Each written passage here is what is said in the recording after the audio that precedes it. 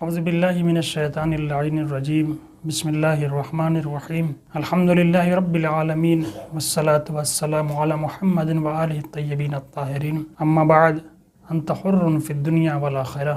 عالم انسانیت میں جناب حریت پسند افراد کے لیے، حریت طلب افراد کے لیے عظیم نمونہ ہیں، جنہوں نے اپنے آپ کو دنیاوی اور مادی مسائل میں گرفتار نہ ہونے دیا، بلکہ دنیاوی منفعت کو ٹھوکر مار کر ابدی منفعت کو اختیار کیا، جنہوں نے ذلت و ضلالت اور باطل کی قید و بند میں رہ کر زندگی گزارنا گوارا نہیں کیا، بلکہ توحید اور ولایت اہل بیت کی آزاد فضا میں شہید ہو جانا اپنے لیے افتخار سمجھا۔ اس دور کا جوان جس نظریے کا بھی حامل ہو، جس طریقے سے بھی زندگی گزار رہا ہو، اسے چاہیے کہ وہ جناب حر کی زندگی کا مطالعہ کرے، کیونکہ جناب حر کی زندگی حر کی طرح انسان کو تبدیل کر دیتی ہے اور اسے کامیاب و کامران بناتی ہے۔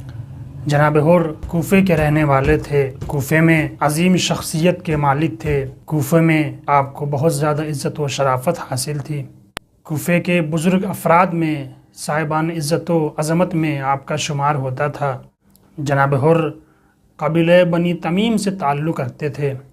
قبیلہ بنی تمیم عراق کے ممتاز و صاحبان عزت و عظمت قبیلوں میں سے ایک تھا، اور آپ اس قبیلہ بنی تمیم کے سردار تھے۔ اس کے علاوہ آپ بہت ہی شجاع، بہادر، دلیر اور غیرت دار انسان تھے۔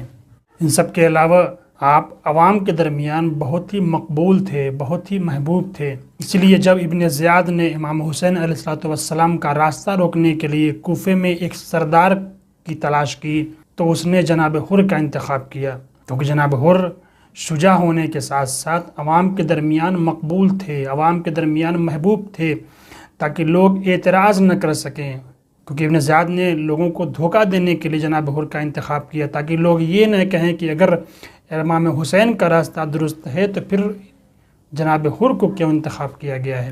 اور ادھر سے جناب حر کو جنگ سے غافل رکھا گیا تھا، صرف معمور اس بات پہ کیا گیا کہ آپ امام حسین کا راستہ روک کر کوفہ لے کر آئیں۔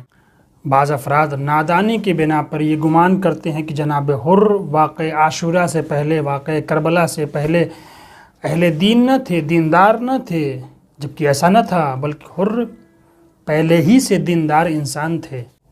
آپ غور کریں کہ جب جناب حر نے امام حسین علیہ السلام کا راستہ روکا اور امام نے حر کے لشکر کو سیراب کیا، اور گفتگو کرتے کرتے جب نماز کا وقت ہوا تو امام نے حر سے کہا کہ اب نماز کا وقت ہو گیا ہے، تم اپنے لشکر والوں کے ساتھ نماز پڑھو، ہم اپنے لشکر والوں کے ساتھ نماز پڑھیں گے۔ تو اس وقت حر نے کہا تھا ہم آپ کی اقتداء میں نماز پڑھنا چاہتے ہیں۔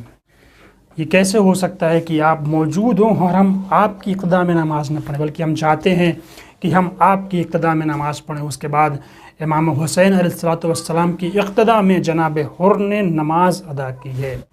یہیں پہ کچھ باتیں غور کرنے کی ہیں۔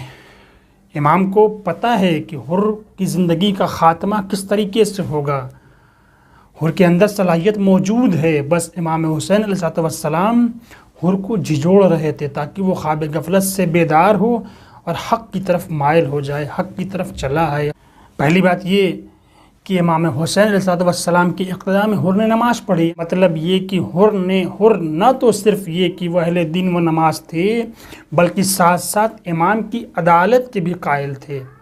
دوسری بات یہ کہ جناب حر نے یہیں پہ انسانوں کو آزادی کا درس دیا، آزاد طریقے سے زندگی بسر کرنے کا درس دیا۔ آپ سوچیں کہ جناب حر امام حسین علیہ السلام کی دشمن کی فوج کے کمانڈر تھے، بڑی فوج کے سپہ سالار تھے، دشمن کی طرف سے مامور تھے کہ وہ امام کو روکیں، لیکن اس سب کے باوجود حر نے خود نماز نہیں پڑھی بلکہ امام کے ساتھ نماز پڑھی۔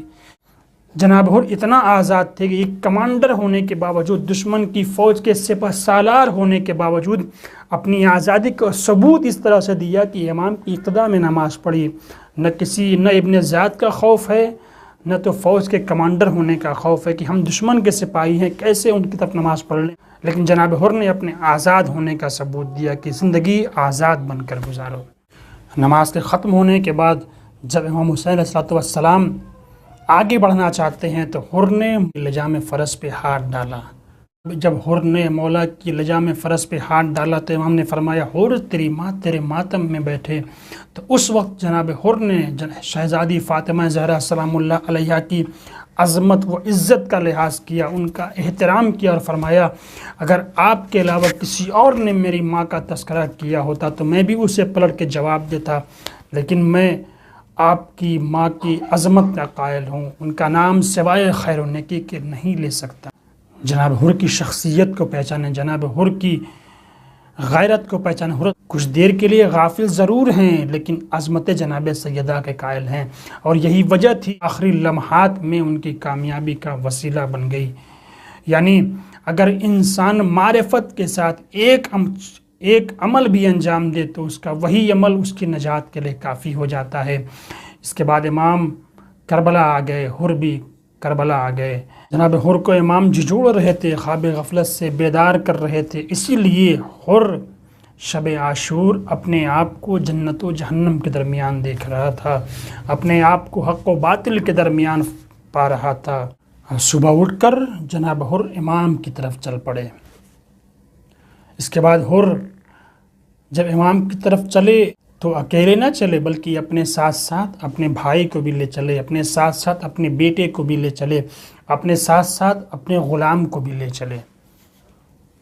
توجہ کریں، اس مفاد پرست دنیا میں جہاں ہر ایک اپنی فکر کر رہا ہے، ہر ایک اپنے بارے میں سوچ رہا ہے، جبکہ در حقیقت انسان کی اعلیٰ فکری اور اعلیٰ ظرفی کی علامت یہ ہے کہ انسان اپنے ساتھ ساتھ دوسروں کو بھی فائدہ پہنچائے۔ کو پہچانے جناب حر کی اعلیٰ ظرفیت کو کہ جب وہ چلے ہیں امام حسین علیہ السلام کی طرف، یعنی جب چلے ہیں راہ نجات کی طرف، تو اکیلے نہیں گئے ہیں بلکہ ساتھ ساتھ دوسروں کو بھی راہ نجات کی طرف لے جا رہے ہیں، ساتھ ساتھ دوسروں کو بھی کامیابی کی طرف لے کے جا رہے ہیں۔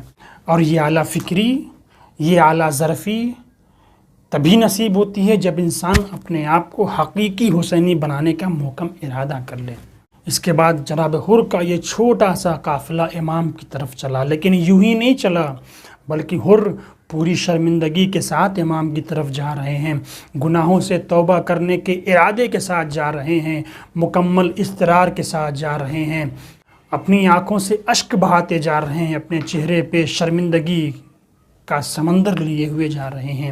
یعنی آیات و روایات کے مطابق جو توبہ کی خصوصیت ہے، جو توبہ کی شرائط ہیں، ان سب کو ساتھ لے کر حر جا رہے ہیں۔ یعنی یہ کہوں جناب حر توبہ کا مکمل نمونہ بن کے جا رہے ہیں، کامل اسوہ بن کر جا رہے ہیں۔ کہاں جا رہے ہیں؟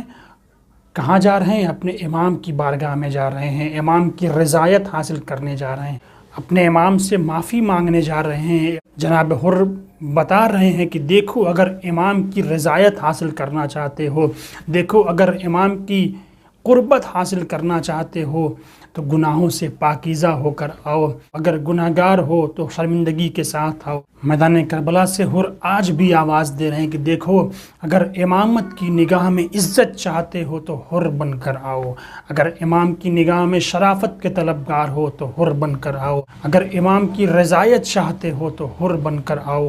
جناب حر امام کی خدمت میں آئے، پیروں پہ گر پڑے، آواز دی آقا کیا میرے گناہوں کو معاف کر سکتے ہیں؟ آقا کیا میری توبہ قبول ہو سکتی ہے؟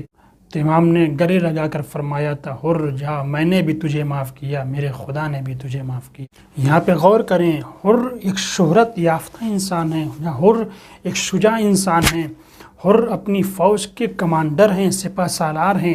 ایک شہرت یافتہ انسان کے لیے، ایک بڑی فوج کے سپہ سالار کے لیے بہت ہی سخت ہے کہ وہ اپنی غلطی کا اعتراف کرے، اپنی غلطی کو قبول کرے اور معافی مانگے۔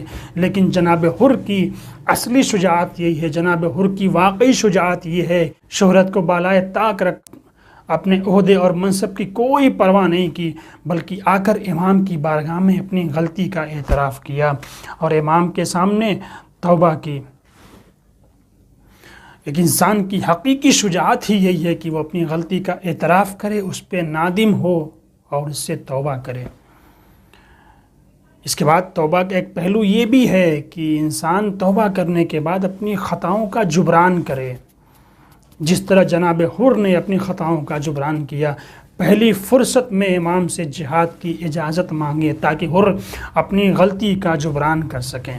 جناب حر آج بھی رائے حق کو گم کر دینے والے تمام افراد کے لیے درس سے بے نظیر ہیں۔ اگر انسان واقعی صاحب ارادہ ہو، عزم و حوصلے کا مالک ہو، تو ممکن ہے کہ ساحل ہلاکت تک پہنچ جائے، لیکن ایک محکم ارادہ، ایک درست فیصلہ موقع کو بدل دیا کرتا ہے اور انسان کو کامیابی تک پہنچا دیا کرتا ہے۔ جناب حر اپنے آپ میں الگ تھے، خدائے متعال نے بھی انہیں الگ ہی امتیاز دیا تھا۔ امام حسین علیہ السلام کے تمام صحابی امام کے کنارے سو رہے ہیں، لیکن جناب حر کا ایک مخصوص روضہ ہے جو آج بھی راہ ہدایت سے گمراہ ہونے والے افراد کے لیے ہدایت کا راستہ دکھا رہا ہے اور آواز دے رہا ہے کہ چاہے انسان کتنا بھی دور ہو، کتنی ہی دور زندگی بسر کر رہا ہو، لیکن اگر پاکیزہ کردار ہے تو ہر لمحہ امام سے قریبی ہے۔ لو عزیزو، حر کو مولا نے اجازت دی، حر سے پہلے حر کا بیٹا میدان میں آتا ہے، جنگ کرتا ہے۔ وہ وقت بھی آتا ہے کہ جب آخر میں زخمی ہو کر اپنے باپ کو آواز دیتا ہے، لیکن حر سے پہلے مولا حر کے بیٹے کے پاس پہنچ جاتے ہیں۔ جب حر پہنچتے ہیں تو کہتا ہے آقا آپ نے کیوں زحمت کی؟ تو فرماتے ہیں حر کہیں ایسا بھی ہوتا ہے کہ جوان بیٹے کی لاش پہ باپ حاضر ہو، جوان بیٹے کا جنازہ باپ اٹھائے، ہائے وہ وقت کتنا سخت رہا ہوگا جب کڑیل جوان کا لاشا تھا اور امام حسین اپنے جوان کا لاشا اٹھا رہے تھے۔ انا للہ و انا الیہ راجعون وسيعلم الذين ظلموا أي منقلب